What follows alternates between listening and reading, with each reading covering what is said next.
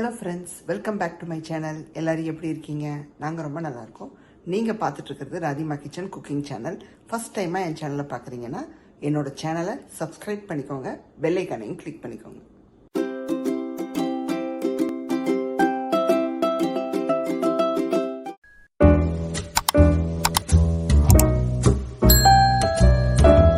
இன்றைக்கி நம்ம சேனலில் எந்த ரெசிபி பார்க்க போகிறீங்கன்னா ஸ்வீட் கார்ன் சீஸ் பால்ஸ் தாங்க பார்க்க போகிறோம்.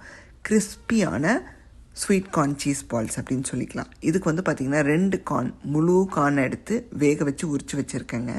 ஸோ இந்த மாதிரி நீளமாக ஒரு 2 ஃபுல் கார்ன் எடுத்து வேக வச்சு உரித்து வச்சுருக்கேன். நீங்கள் வந்து பேக்கெட்டில் கிடைக்கிற கார்ன் யூஸ் பண்ணாலும் ஓகே தான். அதை எடுத்து நீங்கள் நல்லா வந்து வேக வச்சு எடுத்து வச்சுக்கோங்க. இது கூடவே வந்து பார்த்திங்கன்னா உங்களுக்கு 2 உருளைக்கிழங்கு, அதையும் வேக வச்சு எடுத்து வச்சுக்கோங்க தோல் நீக்கி.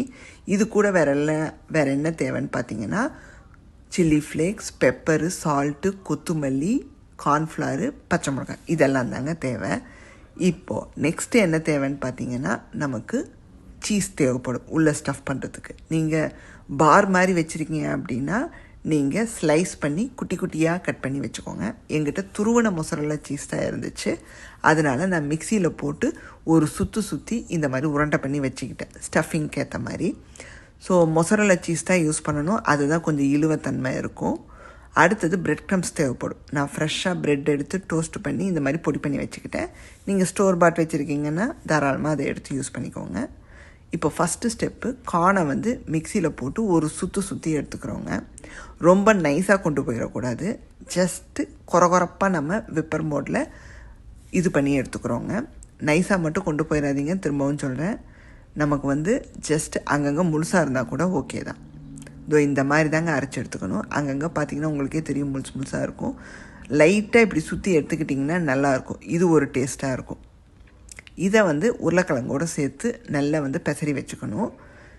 இது கூட வந்து இப்போது என்னெல்லாம் சேர்க்க போகிறோன்னு பார்த்தீங்கன்னா பெப்பர் சேர்க்க போகிறோம். காரத்துக்கேற்ப நான் வந்து ஒரு 1/2 டீஸ்பூனுக்கு எடுத்து வச்சுருக்கேன். ஸோ அதை உள்ளே சேர்த்துக்கிறோம். அடுத்தது சில்லி ஃப்ளேக்ஸ் 1 டீஸ்பூனுக்கு நான் சேர்க்குறேன். உங்களுக்கு வந்து எந்த அளவுக்கு காரம் பிடிக்குமோ அந்த அளவுக்கு நீங்கள் சேர்த்துக்கோங்க. அப்புறம் தேவையான அளவு உப்பு சேர்க்குறோம்.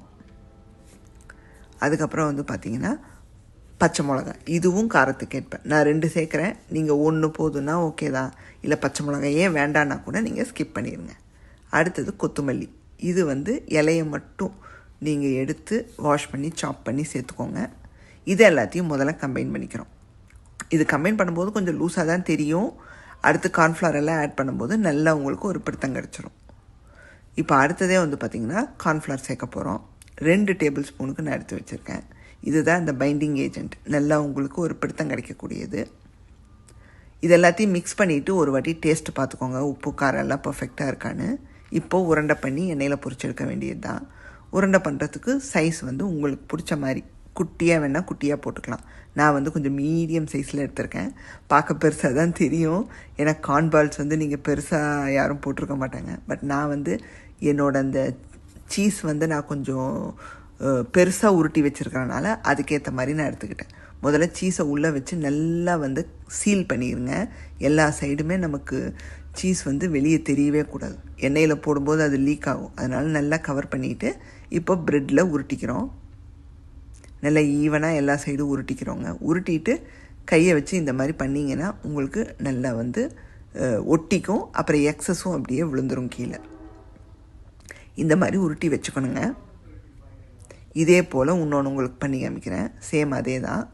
இது நீங்கள் சீஸ் இல்லாமையும் பண்ணலாம். வெறுமனை கூட உருட்டி பிரெட் க்ரம்ஸில் நீங்கள் உருட்டி வச்சுக்கலாம் சீஸ் இல்லாமல், அதுவும் நல்லாயிருக்கும். ஏன் மொசரல்லா சீஸ் யூஸ் பண்ண சொல்கிறேன்னா அது வந்து அந்த ஸ்ட்ரெச்சியான ஒரு ஃபீல் கொடுக்கும். அது வந்து மெல்ட் ஆகும்போதே உங்களுக்கு தெரியும், அப்படியே நூல் மாதிரி அழகாக வரும். வேறு சீஸ்லலாம் அந்தளவுக்கு உங்களுக்கு அந்த மெல்ட்டிங் இது கிடைக்காது.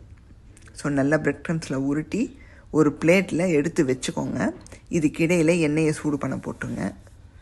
ஸோ ஸ்லோ ஃப்ளேமில். இதுக்கு வந்து கொஞ்சமாக எண்ணெயே போதுமானது, ரொம்ப தேவைப்படாது. இப்போ பார்த்தீங்கன்னா நான் சீஸ் இருக்கும், இதெல்லாம் பார்த்திங்கன்னா சீஸ் இல்லாமையும் நான் உருட்டி வச்சுருக்கேன். இப்போது எண்ணெய் சூடாயிடுச்சான்னு பார்த்துட்டு உள்ளே ப்ளேஸ் பண்ணுறோங்க. எந்த அளவுக்கு இடம் இருக்குமோ அந்த அளவுக்கு மட்டும் உள்ளே வைங்க. ரொம்ப நெருக்கடியாக போடாதீங்க எப்போவுமே. அடுத்த பேட்சில் கூட நம்ம சுட்டு எடுத்துக்கலாம். ஸோ இப்போ ஒரு சைடு நல்லா பொரிஞ்சு வரட்டுங்க. அதுக்கப்புறம் நம்ம திருப்பி போட்டுக்கலாம். நமக்கு அந்த பொரியறது தெரிய வரும். இப்போது நம்ம டர்ன் பண்ணி விட்றோம். பார்த்து பொறுமையாக டர்ன் பண்ணி விடுங்க. ஏன்னா நமக்கு கிராக் ஆயிடுச்சுன்னா அப்புறம் சீஸ் இதாயிரும். எப்படி இருந்தாலும் உங்களுக்கு உதிராது. கார்ன்ஃப்ளவர் வந்து நல்லா உங்களுக்கு ஒரு பிடித்தம் அண்டு கிறிஸ்பினஸ் கொடுக்கறது தானே. அதனால் நீங்கள் பயப்படாமல் பொறுமையாக திருப்பி போடலாம். இப்போ பாருங்கள் ஒரு சைடு எவ்வளோ அழகாக புரிஞ்சு வருதுன்னு. இது ஈவினிங் டைமில் டீ டைமில் நீங்கள் இதை சாப்பிடும்போது சூப்பராக இருக்குங்க. இப்போது அழகாக புரிஞ்சு வர்றதை நம்ம பார்க்குறோம். அடுத்ததாக வந்து பார்த்திங்கன்னா எது ரெடி ஆயிடுச்சோ அதை வெளியே எடுத்துடுறோம். ஏன்னா நமக்கு ஓவராக டார்க்காக கொண்டு போயிடக்கூடாது.